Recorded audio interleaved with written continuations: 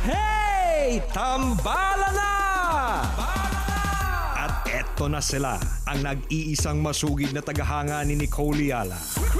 Chris Chuper! Kasama ang nag-iisang die-hard fan ni Chris Chuper. Nicole Hiala! Dear Nicole and Chris. Dear Nicole and Chris. Dear Nicole and Chris. Dear Nicole and Chris. Magandang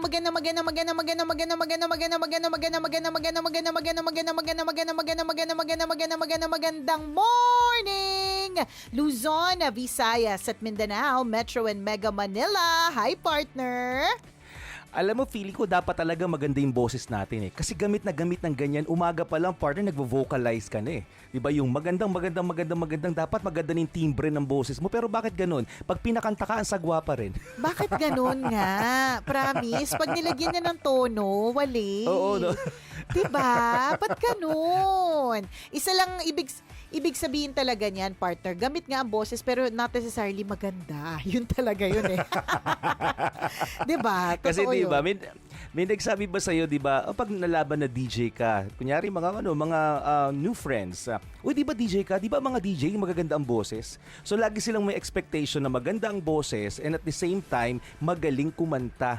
Di ba meron silang laging sinasabi, kumanta ka naman, DJ ka, maganda yung boses mo, malamang. Laging may ganun, pero pinapaliwanag ko talaga sa kanila, hindi po, pangit po talaga yung boses namin. Pero, come to think of it, oo nga, no? Kasi kung tayo, 16 years na tayo nagbo-broadcast partner, malamang alam na natin yung tamang strategy ng paggamit ng boses. Di ba? Na parang paano kukunin yung vibrato, sa tingin alto, soprano. Sa tingin ko, kailangan na lang talaga sa atin, partner, pagtanggap. Na hindi talaga tayo singers. Oo, talaga. Na you can't have it all. Totoo yan. Kasi totoo kasi sinasabi mo na minsan parang akala nila porke ginagamit yung boses lagi as a job. Iisipin na maganda ang boses kapag nilagyan ng tono. Hindi sorry. Hindi talaga. 'Di ba? Unfortunately. Totoo. Well, correct. Ganun talaga. Ako frustration ko yan, partner. Gusto ko talagang marunong akong kumanta. Hindi naman yung talagang yung mga tipong kapag halimbawa pinilit, yung halimbawa sa video okay, tapos ginawa kanta ka na, yung mga tipong kunyari hindi ako prepared pero meron na ako ready piece kasi maganda talaga yung boses. Yung gano'n, pangarap ko yun. Yan yung mga pangarap ko, tsaka sumayaw. Pero yung hindi ko nga makuha yung mga steps sa TikTok eh. Diba? Yun, parang sobrang basic lang, ang dali-daling gawing steps, ang daling gawin eh. Pero bakit pag tayo ang gagawin, parang hirap tayo. Diba? Na parang kailangan pakuluan yung mga kasukasuhan natin para sumunod sa sa tugtugan. Correct, diba? kailangan i-pressure cooker. Sa music. Oo, partner, i-pressure cooker talaga ng mga 2 hours and 6 days. Ganun katagal.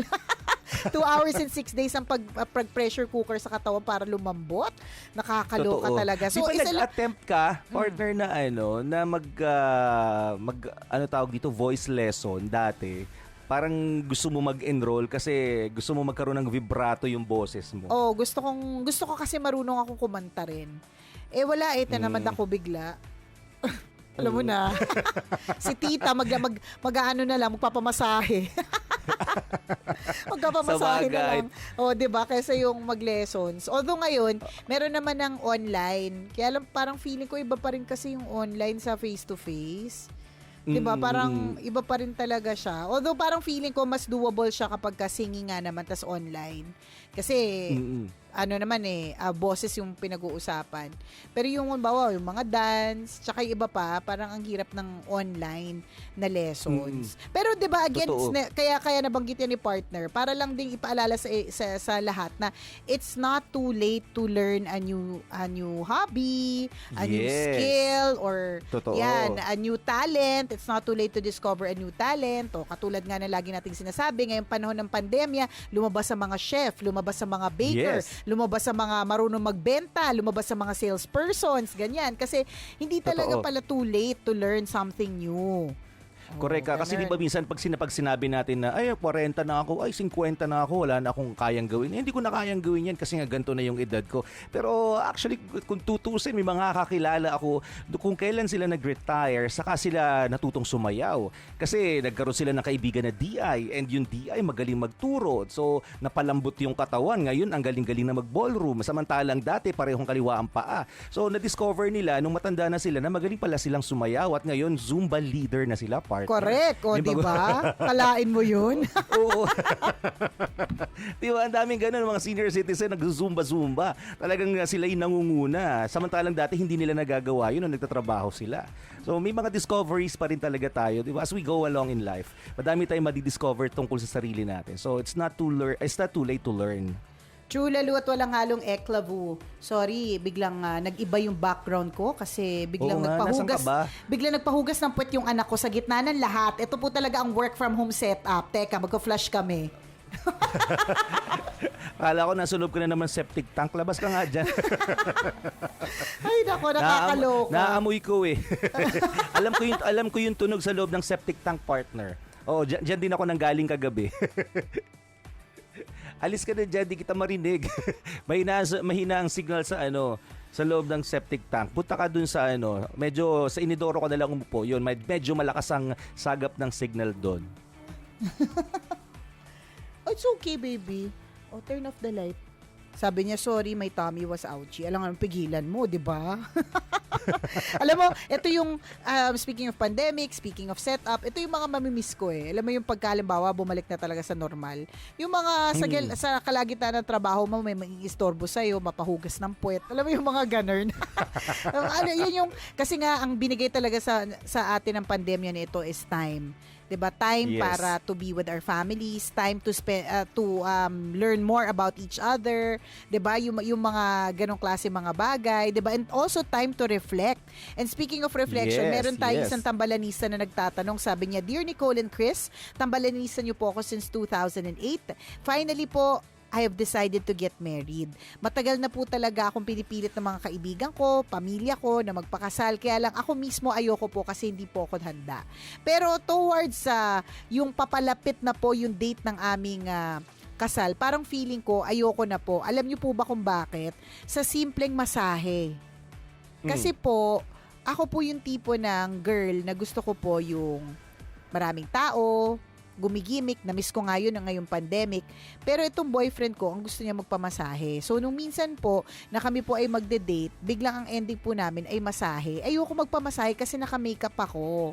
Ano po ba dapat kong gawin? Kasi parang tuloy gusto ko mag-back out. Sabi niya, tambalan, please help. God bless. Ang laki ng problema mo Pero, sa tingin ko, parang natatawa lang tayo kasi parang okay, ang kaya hindi matutuloy ang kasal ay dahil sa masahe, 'di ba? Kung technically parang kung papakinggan mo at iisipin mo ang babaw, pero valid din in a way kasi syempre we're talking about differences. 'Di ba? Parang siguro bigla tong natakot partner na parang feeling niya siguro, hala, baka mamaya lahat ng date namin ends up to be like this, na massage na lang, ganun, parang madidisappoint ka, ganun. Pero ako sa tingin ko parang meron naman laging meeting halfway eh. 'Di ba? Meron naman talagang way to find the middle ground. Meron 'yan. So pwede siguro ngayon pinagbigyan mo siya, sa susunod ikaw naman ang pagbibigyan, yung ganun. Pero dapat ngayon pa lang i-express mo na sa kanya yan na, huy, bigla ako nagpanic kasi parang feeling ko lahat ng date natin. Tapos make it light.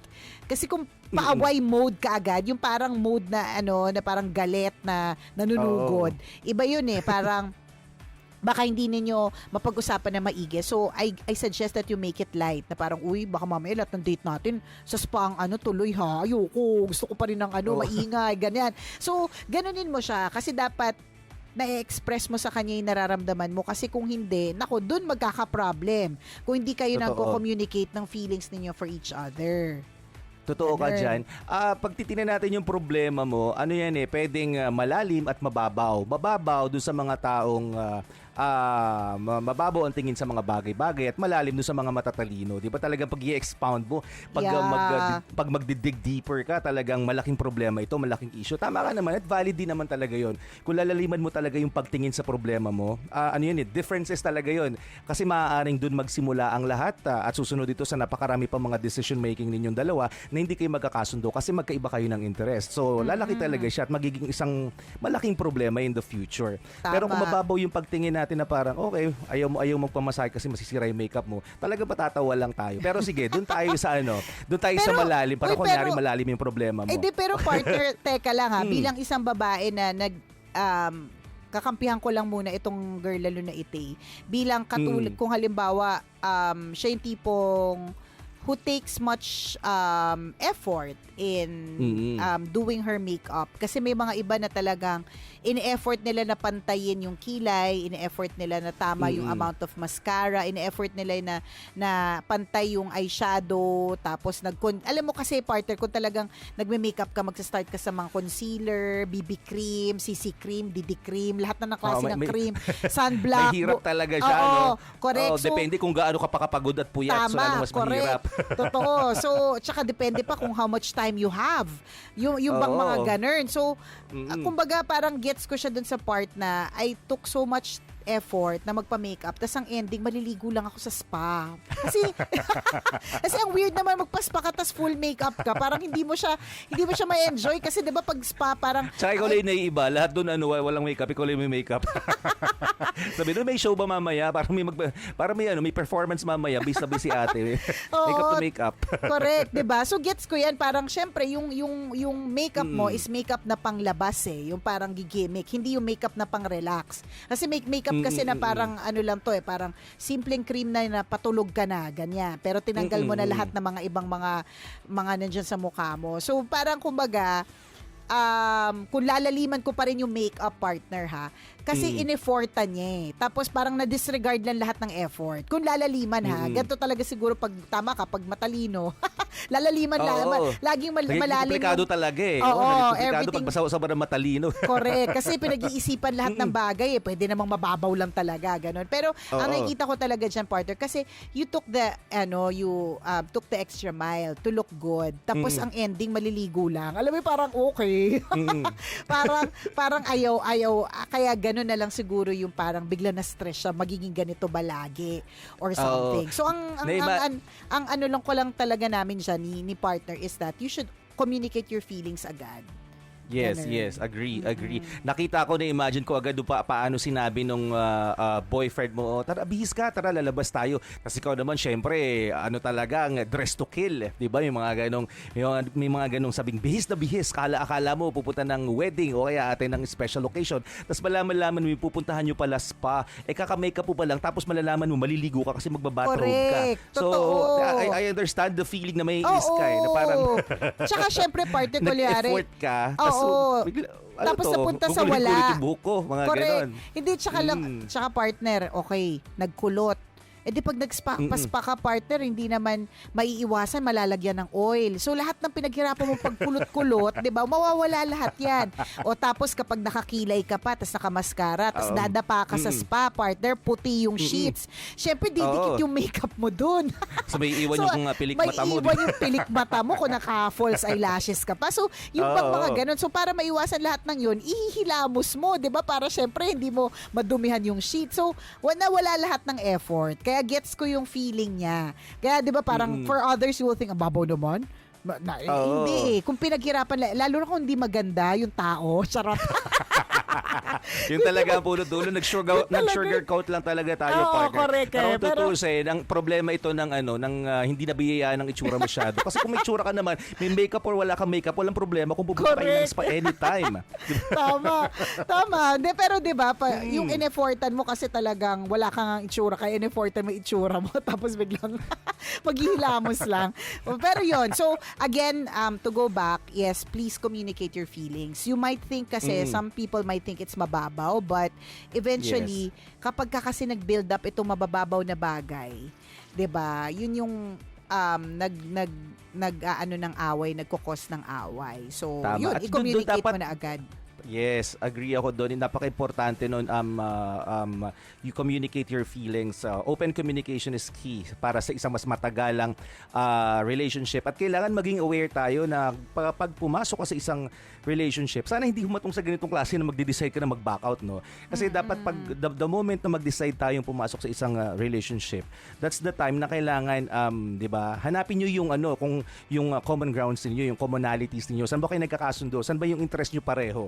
Kailangan malaman niyo pareho 'yun eh. At syempre, kung may pagkakataon naman na hindi niyo nagustuhan o hindi kayo interesado sa isang bagay na 'yun, magkaiba kayo ng preference sa madaling salita. Then that's the time na magkakaroon kayo ng understanding and acceptance na mayroong talagang individual differences at kailangan yung igalang yun pareho. Ay, gusto pala niya mag-spa. Kaya lang hindi ko siya masasakyan sa mga ganung punto pero hayaan ko na lang kasi gusto niya yun. And at the same time, 'di ba? In return, yun din yung magiging trato sa iyo nung kapareha mo na ay oo, sa pagkakataong ito, sa sitwasyong ito, hindi ko interest yung interest niya pero kailangan kong igalang yun. So kailangan meron tayong ganung mental note, 'di ba? Kailangan meron tayong ganung mindset para tumagal yung relasyon at hindi natin iisipin na ay ayoko na magbaback out ako kasi ayokong lagi nagpapaspa.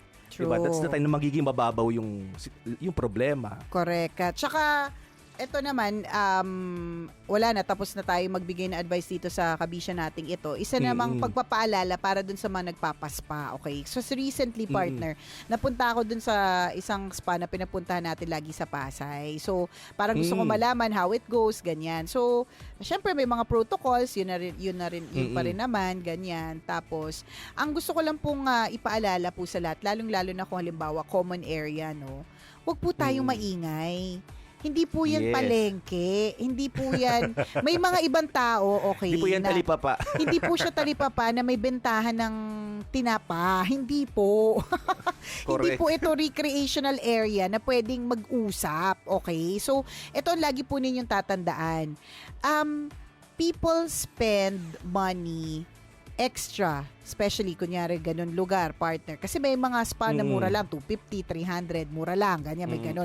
Pero may mga iba na kung may kasamang buffet, may kasamang ibang other service, ganyan na umaabot ng lagpas ng 1,000. So, kung lagpas ng 1,000 yung ibabayad, bigi,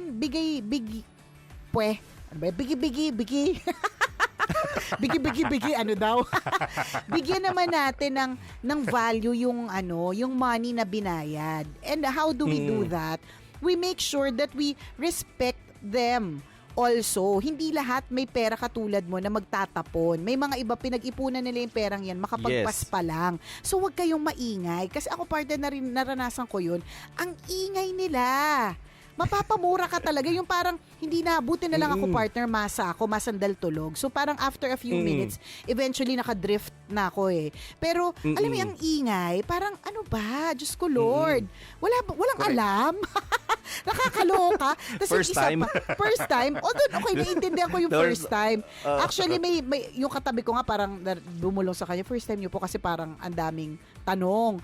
Okay, gets ko yun. Pero magbulungan na lang pwede. Hindi yung nagtatawanan pa. Tapos matatawa pa pag may gumanon, di ba? Tapos sasabihin, ay, ang ingay ko pala. Leche, nakakainis. Ay, napaleche ko, no? Sorry, akala ko podcast galit na. Parang mas na-stress nung galing sa spa sa halip na ma-relax. Kasi ganun yung feeling ko. Tapos yung nakasabay ko pa partner, yung isa, Diyos ko, lahat ng galaw sa kanya nung therapist partner, nag-aaray siya. So itong titang to, siguro ewan ko kung ano nangyari sa kanya. Pero partner, oh my God, partner. Paki-explain with actions, feelings, and dance steps. Dapat dun siya minasage dun sa dun siya sa steam bath. Oo. Kung saan kulob na kulob siya. Ganun. Correct. Walang iba makakarinig kahit sumigaw pa siya doon. Diba? Nakakaloka. Wala lang, sinasabi natin isang kailangan paalala. respect natin, di ba? Yung privacy ng ibang tao. Although diyan sa feeling ko sa pinuntahan mo, recently galing din kami diyan. So walang masyadong privacy kasi ang pagitan lang kurtinang plastic. Ewan ko lang sa women's area. Kung gano'n, kasi doon sa men's room, ang pagitan lang plastic. So, pag pumunta ka doon, kita lahat ng puwet. Sunod-sunod, puro puwet yan. Ganun. Oo, ganun din. May parang pa-plastic lang na cover, na maiksi lang yung plastic, so parang hindi rin naman siya covered. Oo nga. So, hindi, tsaka see-through siya, so parang hindi talaga siya covered at all. Oo. Okay lang yun, ganun talaga common area, pero wala tayong magagawa doon. Hindi ka naman nagbayad ng extra to have your private room, diba? Ang point ko lang, kaya common area siya, have some respect for the others who, the reason why they went there is not just for the food, not just for the ambiance, but really for the massage. So gusto nila na magpamasahe sila in peace. Utang na loob, kaya nga may patugtog na patugtog na patubig, pahangin, pabambu. Mga huni ng ibon. Diba? Correct. Mga Kasi nga, truth. Kasi nga, peaceful. Ano ba? What's so hard to understand? Nakakaloka. Gina-G. Dapat may penalty sa mga maiingay. May noisy Parang ganun, listahan ng mga noisy. Ganun, hindi pa kakainin pag ganun. Diba? O kaya hindi pa lalabasin 24 hours nakakulong, nakahiga lang doon. May punishment sa madaling salita. Pero feeling ko yung maiingay, gumaganti lang sa mga natutulog din na maiingay. Kasi, diba, hindi din natin pwedeng i-blame doon sa mga gising lang na maiingay. Kasi marami ring tulog na maiingay. Yung ang lakas-lakas maghilik, nasa kabilang nasa dulo ng massage room, pero dinig na dinig hanggang sa entrance. Dinig na dinig hanggang sa dining, yung hilik nila. So feeling ko gantihin lang. So quits lang. Ay, nako. Anyway, so ingat-ingat respect, po learn to tayo. respect. Yes. Correct. Yun lang po. Ingat lang po tayo sa mga pupuntahan po natin. And yes, partner, tama ka. Respect. Yun yung mahalaga. Sa everyday, everywhere we go, we should always remember to respect other people's space, privacy, and feelings. Yan. Maraming salamat mga kabisyo sa pagtutok sa amin ngayong oras na ito. Mamayang 9:00, isa na namang kwento mula sa ating Mahiwagang Burnay ang ating mapapakinggan kaya at inyong pakaantabayanan. Gotta go mga kabisyo. Muli ako po si Nicole Yala. At ako naman si Cambio King Chris Chuper. Na nagpapaalala, una magdasal ka para mabuhay ka. Pangalawa, mag-face mask ka para mabuhay naman ang iba. Yon. Always your number one. SM Radio Station. Love Radio.